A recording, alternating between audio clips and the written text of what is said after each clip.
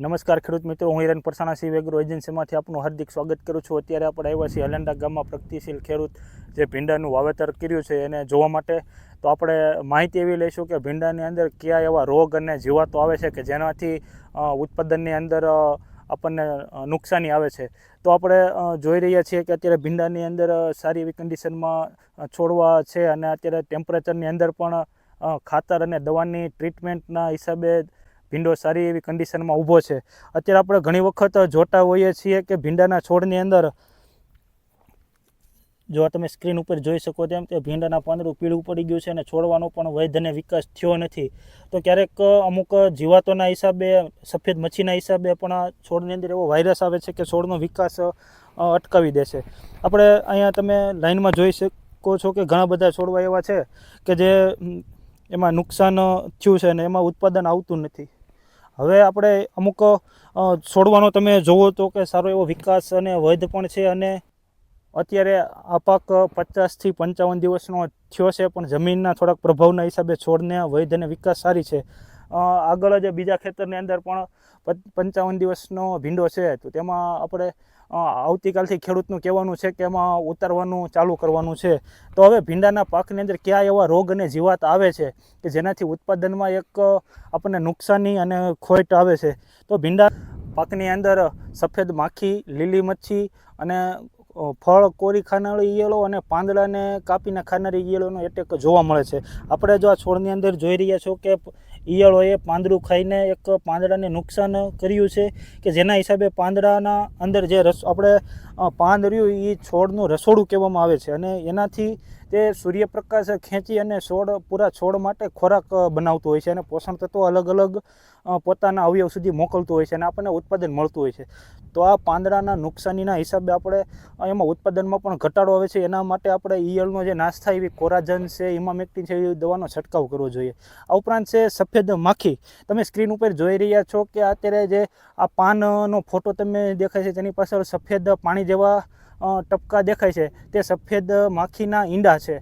આ ઈંડું શરૂઆતમાં તો આપણને પાણીના પરપોટા જેવું લાગે છે, પણ એમાં ધીમે ધીમે એનો બચ્ચાનો વિકાસ થાય છે અને એક પુખ્ત સફેદ માખી તૈયાર થાય છે અને જે પાનની અંદર રસ ચૂસીને અને બહુ એક વ્યાપક નુકસાન કરે છે। તો આપણે તેને પણ ખાસ કરીને ભીંડાની અંદર સફેદ માખીનો એટેક વધારે જોવા મળે છે અને તેના હિસાબે એક વાયરસ આવે છે અને છોડને નુકસાન થાય છે। આપણે આમાં ઘણા બધા છોડવા જોઈ રહ્યા છો કે અમુક અવસ્થાએ છોડ નુકસાનકારક છે કે જેમાં ઉત્પાદન આવતું નથી અને છોડને ઉખેડીને આપણે નાખી દેવો પડે છે। તો આપણે હવે જોઈશું કે કોઈપણ પાકની અંદર સારું ઉત્પાદન લેવા માટે તેને પોષણ તત્વોની જરૂર હોય તો આ છોડની અંદર કયા પોષણ તત્વો આપવા જોઈએ કે જેનાથી છોડનો સારો એવો વૈધ વિકાસ થાય અને આપણે સારું એવું ઉત્પાદન લઈ શકીએ।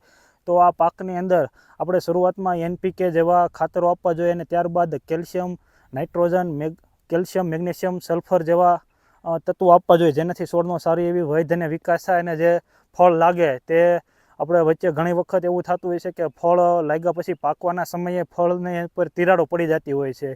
તો આવા બધા પ્રોબ્લેમથી અને નુકસાનથી બચવા માટે આપણે એને વ્યવસ્થિત જરૂરી એવું પોષણ તત્વો આપવું જોઈએ જેનાથી છોડની અંદર સારી એવી વૈધ અને વિકાસ થાય અને ઉત્પાદનમાં સારું આવે છે। આ ઉપરાંત છોડની અંદર ફાલની અવસ્થા હોય ત્યારે જે ફાલ આવે જેમ કે રુજુતા છે, ડૉક્ટર ટોનિક છે, ફોર્મ્યુલા છે, એવી દવાઓનો છંટકાવ કરવો જોઈએ જેનાથી છોડની ઉપર વધારે ફાલ લાગે અને આ ફાલથી આપણે જે ફળ લાગે એનાથી સારું એવું ઉત્પાદન મળી શકે।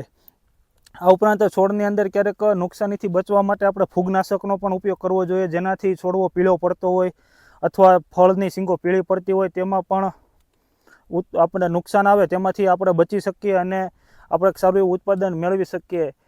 અત્યારે 55 દિવસના પાકની અંદર અત્યારે આપણે જોઈ રહ્યા છીએ કે જો શીંગ અને ફાલ લાગવાની શરૂઆત થઈ ગઈ છે।